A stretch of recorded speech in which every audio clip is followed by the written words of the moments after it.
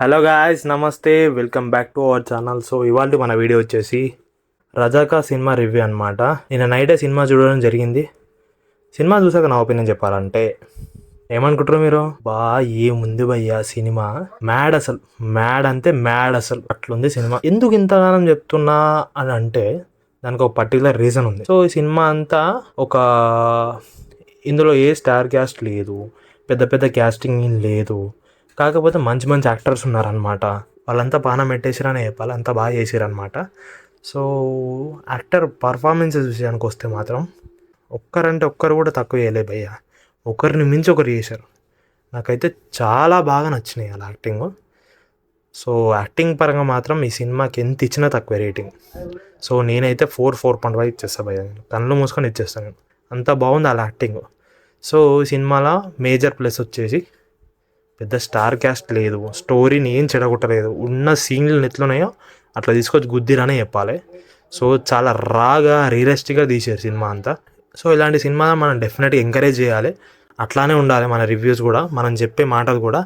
So ఎందుకంటే ఒక పెద్ద స్టార్ క్యాస్ట్ ఉండి, ఒక మంచి మ్యూజిక్ డైరెక్టర్ ఉండి, ఒక పెద్ద డైరెక్టర్ ఉండి, కొంచెం ఎక్కువ బడ్జెట్ ఉండి, కొంచెం మంచి టెక్నీషియన్స్ ఉంటాయి మాత్రం అట్లాంటి సినిమాలే ఈ మధ్య ఫెయిల్ అవుతున్నాయి స్టోరీ విషయానికి వస్తే కదా, సరిగా తీయకపోతే.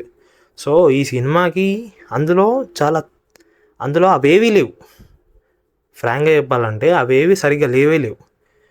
సో అంత బాగా అవుట్పుట్ వచ్చిందంటే నేనైతే షాక్ అయిపోయాను అసలు. సో మా ఫ్రెండ్ సజెస్ట్ చేశాడు ఈ సినిమాని. సో ఈ సినిమాకి వెళ్దాంరా బాగుంటుందంట అని చెప్పేసి. సో నేనేదో ఇంట్రెస్టింగ్గా సర్లే కొంచెం టైంపాస్ అవుద్దనే ఆ థాట్తో వెళ్ళాను. కానీ సినిమా చూసాక నాకు అనిపించింది ఏంటంటే వాడికి డెఫినెట్గా థ్యాంక్స్ చెప్పాలనిపించింది. ఎందుకంటే ఇలాంటి సినిమాల్లో చూడాలి మనం. సో ఎందుకంటే రియలిస్టిక్గా తీశారు. వాళ్ళు చెప్పాలనుకున్న పాయింట్ని చాలా ట్రూగా, రాగా, ఉన్నది ఏం చేంజ్ చేయకుండా డెఫినెట్గా మంచి అయిపోయారని చెప్పాలి. సో అదనమాట. సో ఈ సినిమాలో ప్లేస్ల గురించి మాట్లాడితే ఒకటి యాక్టర్ పర్ఫార్మెన్సెస్, మ్యూజిక్ కూడా బాగుంది, స్టోరీ కూడా బాగుంది. అండ్ ట్రూ ఈవెంట్స్ మీద బేస్ చేసుకొని సినిమా తీశారు కాబట్టి ఆబ్వియస్లీ స్టోరీ బాగుంటుంది.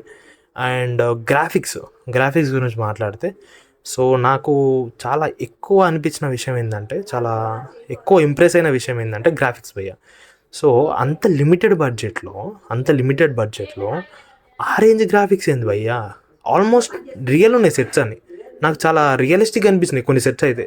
టు బి ఫ్రాంక్ చెప్పాలంటే కొన్ని సినిమాలు చూస్తే ఏంద్రా ఇన్ని బడ్జెట్ పెట్టుకొని ఇంత టెక్నీషియన్ పెట్టుకొని ఇంత పెట్టుకొని ఇలాంటి అవుట్పుట్ ఇచ్చిరని చెప్పేసి మనం అనుకుంటాము. సో ఇంత తక్కువ బడ్జెట్లో ఇంత నోటెడ్ టెక్నీషియన్స్ లేని సినిమాలో ఇంత మంచి అవుట్పుట్ వచ్చిందంటే నేను ఎక్స్పెక్ట్ చేయలేకపోతున్నా అసలు.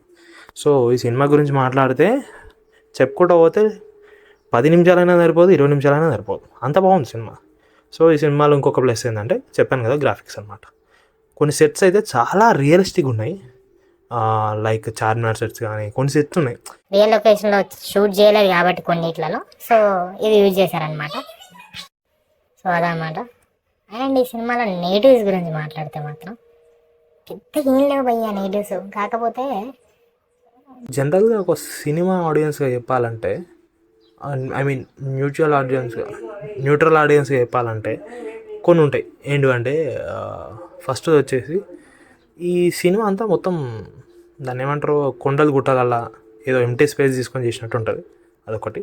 సెకండ్ విషయం ఏంటంటే సినిమా అంతా మొత్తం స్టార్టింగ్ నుంచి ఎండింగ్ వరకు ఏదైతే పాయింట్ తీసుకున్నారో ఆ పాయింట్కే స్టిక్ అయి ఉంటారు. కాకపోతే ఈ పాయింట్లో ఏదవుతుందంటే ఈ సినిమా అంతా ఎమోషన్ ఎక్స్ప్లెనేషన్. సో సినిమా అంతా అదే ఉంటుంది.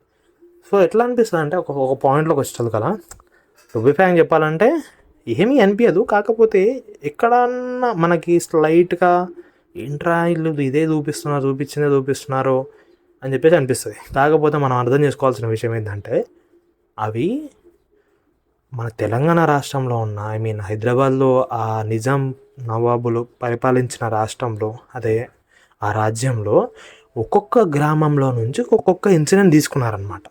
సో అది మనకు అర్థం చేసుకుంటే ఈ యొక్క ఫీలింగ్ రాదనమాట. సో నాకు అనిపించింది, కాకపోతే నేను దానికి జస్టిఫికేషన్ ఇచ్చుకున్నాను అనమాట ఇట్లా. సో ఆ పాయింట్ అదొకటి.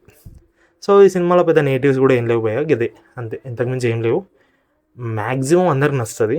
అండ్ ఫ్యామిలీ ఆడియన్స్తో పోవచ్చా అనే థాట్ వస్తే మాత్రం డెఫినెట్గా మీరు ఒకటి ఆలోచించాల్సింది ఏంటంటే మీ ఫ్యామిలీ వాళ్ళు అది యాక్సెప్ట్ చేస్తే, ఐ మీన్ రా అండ్ రియలిస్టిక్గా ఇట్లాంటి సినిమాలు యాక్సెప్ట్ చేస్తే డెఫినెట్గా తీసుకెళ్ళండి. If not, please avoid. And చూడండి, ఇక మన పిల్లలకైతే డెఫినెట్గా చూపించాలి ఈ సినిమాని. ఎందుకంటే మన చరిత్ర ఏదో మనం తెలుసుకోవాలి కాబట్టి డెఫినెట్గా ఇలాంటి సినిమాలు చూస్తేనే మనకు ఎడ్యుకేట్ అవుతాం. సో అదనమాట నా రివ్యూ. కనుక మీకు నచ్చినట్టయితే like, share and subscribe to my channel. So అది థ్యాంక్స్ ఫర్ వాచింగ్.